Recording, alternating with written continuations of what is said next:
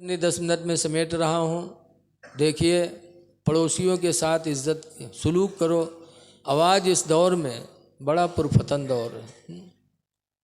آج ہم پیسہ والے ہو جاتے تو مولانا صاحب پر خرچ کریں گے، نیتا پر خرچ کریں گے، پیر صاحب پر خرچ کریں گے، لیکن ماں باپ کی طرف توجہ نہیں دیں گے۔ کیا پیر کو راضی کر کے، مولانا کو راضی کر کے خدا کو راضی کر لو گے ماں باپ کو چھوڑ کے؟ کبھی نہیں۔ اعلیٰ حضرت مرید ہیں مارہرہ سے۔ کہاں سے مرید ہیں؟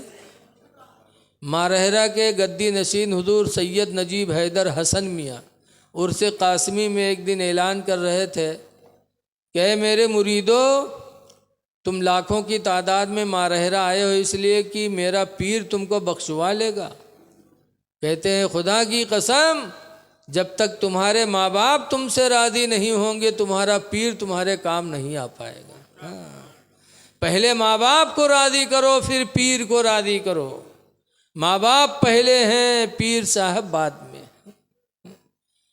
اسی لیے حدیث پاک میں حکیم ابن معاویۃ القشیری قال سألنا رسول اللہ صلی اللہ علیہ وسلم۔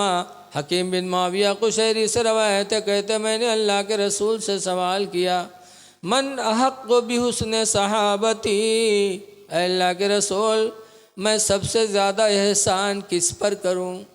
میرے احسان کا مستحق کون ہے؟ فقال رسول اللہ امک، تو سرکار نے فرمایا تیری ماں ہے۔ قلت ثم من، میں نے کہا پھر کون؟ تو سرکار نے فرمایا امک، تیری ماں ہے۔ قلت ثم من، میں نے کہا پھر کون؟ تیسری مرتبہ حضور پھر فرماتے امک، تیری ماں ہے۔ قلت ثم من، چوتھی مرتبہ میں نے پوچھا اللہ کے رسول پھر کون میرے احسان کا مستحق ہے؟ تو سرکار نے چوتھی مرتبہ فرمایا ابو کا، تیرا باپ ہے۔ اس کے بعد صحابی خاموش ہو گئے، نبی بھی خاموش ہو گئے۔ پتہ چلا اللہ دولت دے تو سب سے زیادہ احسان ماں پر کرو۔ 3 مرتبہ میرے پیغمبر نے فرمایا ماں پر کرو، ماں پر کرو، ماں پر کرو۔ 1 مرتبہ باپ کے بارے میں بھی فرمایا۔ کیوں؟ ماں کے 3 حقوق ہیں۔ ماں کے احسان 3، باپ کا احسان 1۔ ماں کا پہلا احسان یہ ہے کہ اپنی اولاد کو 9 مہینہ تک اپنے پیٹ میں رکھتی ہے۔ دوسرا احسان یہ ہے کہ اپنے سینے کا دودھ 2 سال تک اپنی اولاد کو مفت میں پلاتی ہے۔ اور تیسرا احسان یہ ہے کہ بچے کی وہ پرورش کرتی، نہلاتی دھلاتی، کھانا کھلاتی۔ 3 احسان ماں کے، اس لیے حضور نے 3 مرتبہ فرمایا۔ اور باپ کا احسان 1 ہے کہ وہ باپ بھی اپنے بچے کی پرورش کرتے ہیں، کما کما کے کھلاتے ہیں، پالتے ہیں۔ لیکن ایک احسان میں یہ بھی بپا پیچھے ہے۔ دیکھا جاتا ہے سویرے تو چلے جائیں کام کرے، دکان پر رہی ہیں، اور شام کے آئی ہیں تو بڑی محبت سے لڑکوا کے لے ہیں تاکہ ہلو کری ہیں، اور جہاں لڑکوا کے ناک بل سے نکری بکہلے پکڑی کرے لے کے جاؤ باہر اٹھاؤ۔ لیکن ایسے ماحول میں بھی پیاری ماں آتی ہے، اپنی اولاد کو سینے میں چپکا کر کے اپنے دوپٹہ سے بچے کی ناک کو صاف کرتی ہے۔ اسی لیے حضرت جابر رضی اللہ تعالیٰ عنہ کہتے مدینہ منورہ سے مجاہدین اللہ کی راہ میں جہاد کے لیے نکلے۔ حضرت جابر کہتے ہیں جیت النبی صلی اللہ علیہ وسلم، میں حضور کے پاس گیا، وقلت، اور میں نے کہا استشیرک ان اغدو یا رسول اللہ، اے اللہ کے رسول میں اجازت لینے آیا ہوں کہ اللہ کی راہ میں بھی جہاد کروں، اجازت دے دو میں بھی جاؤں۔ فقال رسول اللہ هل امک حیہ، اے جابر یہ بتاؤ کیا تمہاری ماں زندہ ہے؟ قلت نعم، میں نے کہا ہاں۔ فقال رسول اللہ ارجع الیہ، تو سرکار نے فرمایا ماں کے پاس واپس چلے جاؤ، وَأَلْزِمْهَا، اور اس کا دامن مضبوطی سے تھام لو، فَإِنَّ الْجَنَّةَ تَحْتَ رِجْلِهَا، اس لیے کہ جنت تمہاری اس کے پیر کے نیچے ہے۔ میدان جنگ میں جا کر شہادت لے کے جنت کی تمنا نہ کرو، جاؤ ماں کی خدمت کرو، تمہاری جنت تو ماں کے قدموں کے نیچے رکھی ہے۔ اس لیے لوگوں، اللہ دولت دے تو ماں پر خرچ کرو، باپ پر خرچ کرو۔ بعد میں اللہ دولت دے تو اور جس پر دینا چاہو دو، پیر کو دو، فقیر کو دو، لیکن سب سے پہلے ماں باپ کو راضی کرو، کیونکہ حدیث پاک میں آیا رضا الرب فی رضا الوالدین، تمہارے رب کی رضا ماں باپ کی رضا میں ہے، ماں باپ راضی تو خدا راضی۔ اس لیے ماں باپ کے ساتھ حسن سلوک کرو۔ پیر کا درجہ بعد میں، ماں باپ کو اللہ نے قرآن میں 17 مرتبہ فرمایا، جگہ جگہ، ایک بار نہیں، 2 بار نہیں، کئی جگہ آیا، کہیں بر الوالدین کا لفظ آتا ہے، کبھی بالوالدین احسانہ کا لفظ آتا ہے کہ اے لوگوں، ماں باپ کے ساتھ بھلائی کرو، ماں باپ کے ساتھ احسان کرو، 17 مرتبہ فرمایا، لیکن ہم توجہ نہیں کرتے۔ اور پیر صاحب کے بارے میں یکو تو کہوں نہیں آوا، پیر صاحب کے بارے میں صاف صاف کہوں نہیں آوا کہ ان کی خدمت کرو، ان پر احسان کرو۔ ابھی ہم کچھ دن پہلے گئے تھے رتلام تقریر کرنے، ایک پیر صاحب بلین نہ ہے، اور جب گئے، جب تقریر کرے چلیں تو ہم کا کمرم بلین کہ مولانا آج آپ کو یہی تقریر میں بتانا ہے کہ جو کچھ ہے وہ پیر ہے، جو کچھ ہے وہ پیر ہے، یہی آپ کو آج بتانا ہے۔ تو انہیں کہیں ہوئی تھی تو ہم جو ان کہہ رہے تو انہیں کہی، اور جب وہ کہہ دیں تو ایک عجیب چڑ پیدا ہو گئی۔ تو پھر ہم نے تقریر میں یہی کہا کہ جو کچھ ہے وہ ماں باپ ہے، جو کچھ ہے وہ ماں باپ ہے۔ پھر ہم نے اسی پہ تقریر کیا تو حال ہی ہوا کہ جب چلیں تو نہ کراوا پائیں نہ نذرانہ پائیں، یہ تو کہا گھر سے ٹکٹ بنوا ہی لے گئے راہن ٹرین کے، تو چلے آئیں، نہیں ہوئے رہیے۔ ایسے ایسے دجال پیر ٹہرتے ہیں۔ اے لوگوں، پیروں کی خدمت کرو، لیکن ماں باپ کے بعد۔ پہلے سب سے بڑے پیر تمہارے باپ ہیں، سب سے بڑے پیر تمہاری ماں ہے۔ یہ کہیں نہیں لکھا ہے کہ پیر صاحب جو دعا کریں گے قبول ہو جائے گی، لیکن حدیث میں ہے کہ 3 لوگ ایسے ہیں جن کی دعا، جو دعا کریں گے تو اللہ قبول کر لے گا، ان کی دعا اللہ ٹھکراتا نہیں۔ 3 کون کون؟ ایک مسافر، سفر میں ہو، کوئی سہارا نہ ہو، اس کا سہارا بن جاؤ اور وہ دعا دے دے تو اللہ اس کی دعا کبھی رد نہیں کرتا۔ دوسرا مظلوم، کوئی پریشان ہو، غریب ہو، بھوکا مر رہا ہو، بیمار پڑا ہو، کوئی پرسان حال نہ ہو، اس کا سہارا بن جاؤ، وہ دعا دے دے گا تو اللہ اس کی دعا کو کبھی رد نہیں کرے گا۔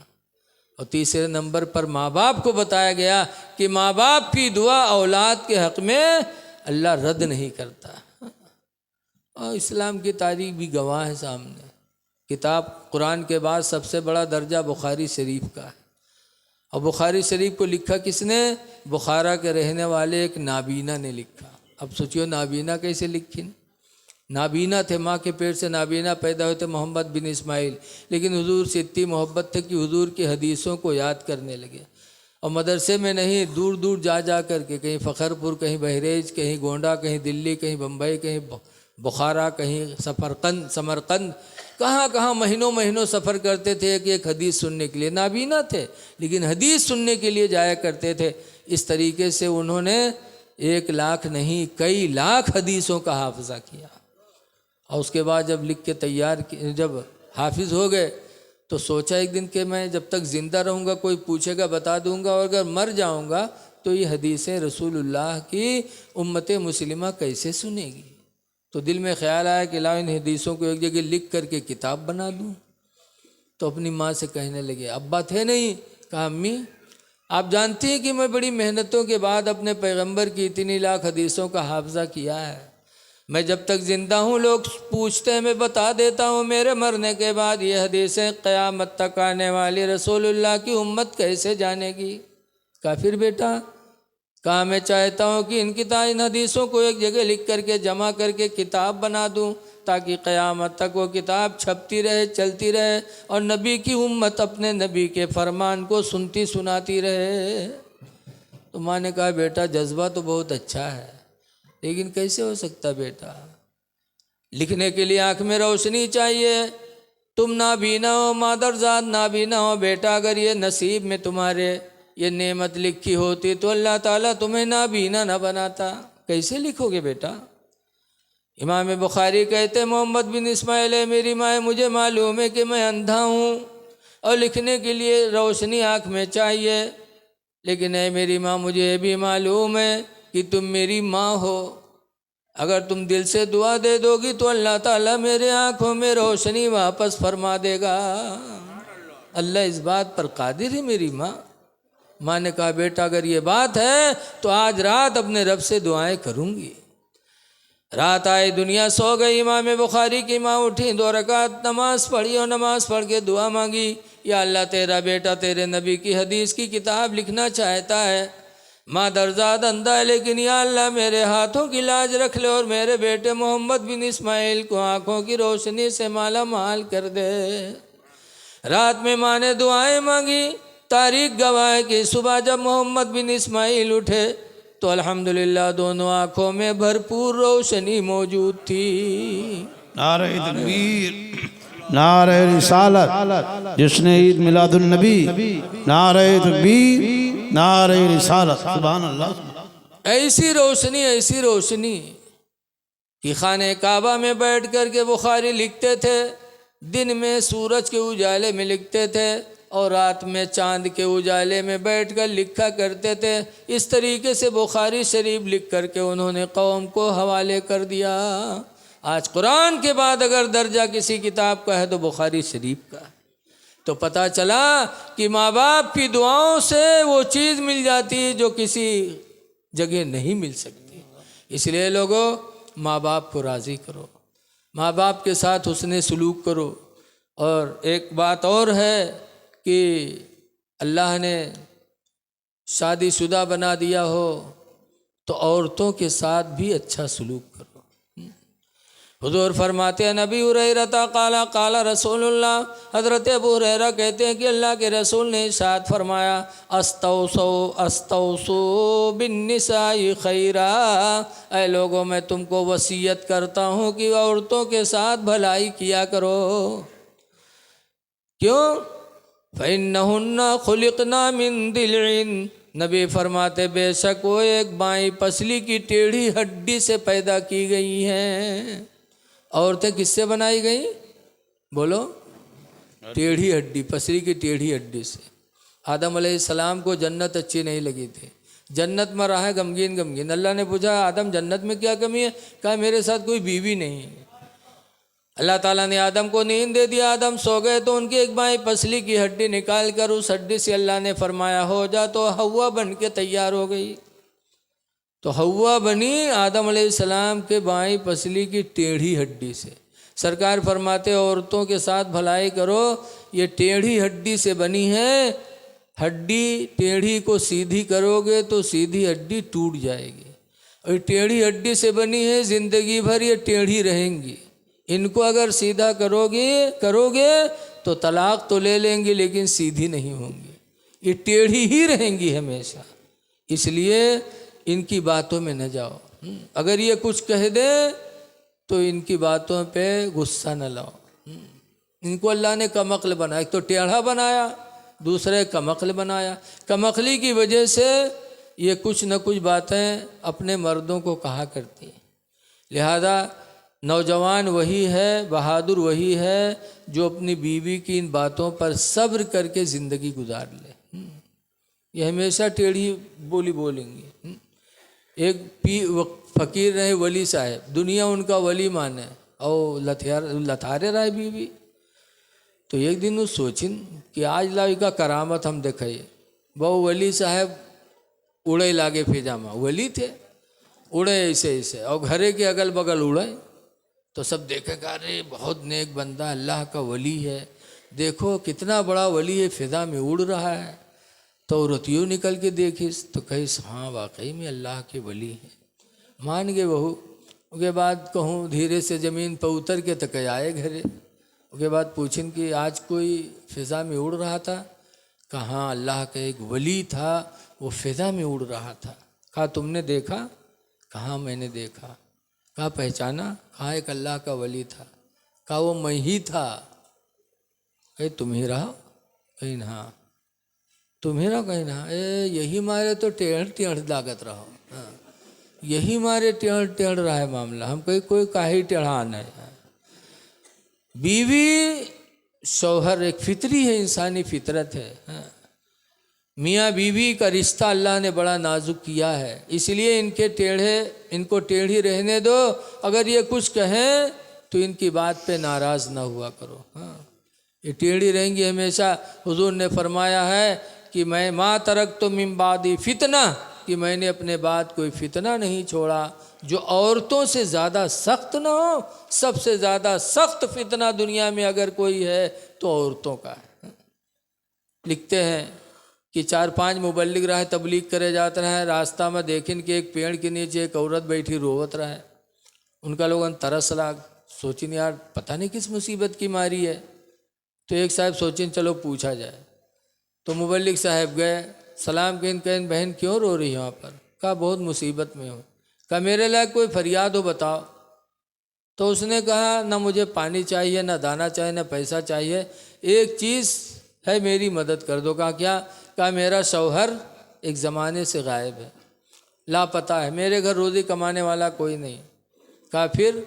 कहा शहर के कादी से मैंने कहा था इजाज़त दे दो मैं दूसरा निकाह कर लूँ, मेरा शौहर लापता है। तो शहर के कादी ने मना कर दिया। कहा ना, जब तक वो मर नहीं जाएगा दूसरा निकाह नहीं कर सकती, या जब तक क्या कि वो तलाक न दे दूसरा निकाह नहीं कर सकती। कहा फिर? कहा तो तुम मेरे साथ चले चलो कादी के सामने और सिर्फ इतना कह दो कि मेरी बीवी मैं नहीं रखना चाहता हूँ, ये कह के तलाक दे दो। तो कादी समझेगा इसके मर्द ने तलाक दिया है, तो फिर दूसरे निकाह की इजाज़त दे देगा, तो मैं दूसरा निकाह करके अपनी ज़िंदगी खुशहाल कर लूँगी। मुबल्लिग साहब सोची नहीं यार ये तो सरासर झूठ है। तो फिर सोचिन कि चलो यार थोड़ी देर झूठ बोल दे बे, तौबा कह ले बे, ये कहीं ज़िंदगी तो बन गई है, कहीं चलो। वो मुबल्लिग साहब चल दीनू के सामने साथ है। अब वहाँ गए, जज के सामने खड़े बे। जज ने पूछा क्या बात है? मुबल्लिग साहब ने कहा मेरी बीवी है। कहा फिर? कहा बहुत बदतमीज़ है, बहुत उठाई गिरी है, मैं इसको रखना नहीं चाहता। अच्छा उससे पूछें तो कहें ठीक है साहब, जब हम बदतमीज़ हन, उठाई गिरी हन, नहीं लायक हन तो छोड़ दें। तो जज साहब ने कहा ठीक है तुम्हारी मर्ज़ी। तो मुबल्लिग साहब का तलाक दीन, झटाझट तलाक दिया, तलाक दिया, तलाक दिया। उसके बाद तलाक दे के चल दीन। जब चले तब औरतिया ने जज साहब से कहा कि साहब मैं बदतमीज़ हूँ, उठाई गिरी हूँ, इनके लायक नहीं थी, इन्होंने मुझे छोड़ दिया, कोई बात नहीं, लेकिन 25,000 रुपया जो महर बंधा रहा है उसका तो दे दें। अब मुबल्लिग साहब सटपटाने। जज ने कहा इधर आ, 25,000 इसका महर दे। अब मुबल्लिग साहब जब सुनी तो औरतिया से कहा था कहा था? कहीं कहित कहा है, जब हम उठाई गिरी नन कमीनी नन, तुम्हारे लायक नहीं हन, तलाक दे दो कोई बात नहीं, लेकिन हमारे 25,000 रुपया महर तो दे दो। तो मुबल्लिग साहब कहते सोच लो। कहीं बहुत सोचा है इतने दिन तक, हाँ अब सोच से बाहर है। अब मुबल्लिग साहब सोचते हैं कि अगर कहीं तो झूठ है तो 420 में बंद हुई बे। तब मुबल्लिग साहब ने जज साहब से कहा भाई 2 घंटे की साहब हमको मोहलत दे दो। जज ने 2 घंटे की मोहलत दिया। गए मुबल्लिग साहब ज़मीन बेच के तो 25,000 लाए दीन, तब छुटकारा पाए। तो नबी ने फरमाया है कि मेरे बाद सबसे बड़ा फितना औरतों का होगा, इसलिए इनके फितनों से भी बचना ज़रूरी है। ऐसे ऐसे राग रचती हैं कि जिसका वहम गुमान में कभी नहीं हो सकता। अल्लाह ताला औरतों के फितने से बचाए, एक दूसरे के हुकूक़ की अदायगी की तौफीक दे। जिन लोगों ने जलसा किया अल्लाह उन्हें नेमत बदल अता फरमाए। अस्सलामु अलैकुम व रहमतुल्लाहि व बरकातुहू।